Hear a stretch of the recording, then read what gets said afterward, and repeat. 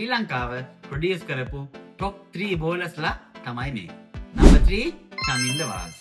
සීම් bowling රටවල් විතරක් නෙමේ කිසිම සපෝට් එකක් නැති ඒෂියන් පිච් වලත් එක වගේම දෙපැත්තටම බෝලේ මූව් කරපු විශිෂ්ට පන්දුවවනෙක් තමයි චමින්ද වාස්.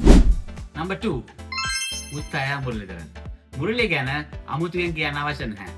මේ ලෝකෙ දැකපු ස්පින් විසට් තමා මුරලි.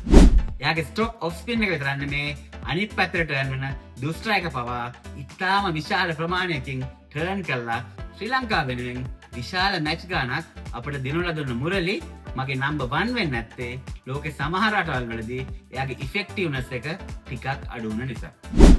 Number 1 one and only Lasith Malinga. ලංකාව විතරක් නෙමේ මේ ක්‍රිකට් වර්ල්ඩ් එකම දැකපු බෙස්ට් ඩෙත් බෝලර් මාලිංග.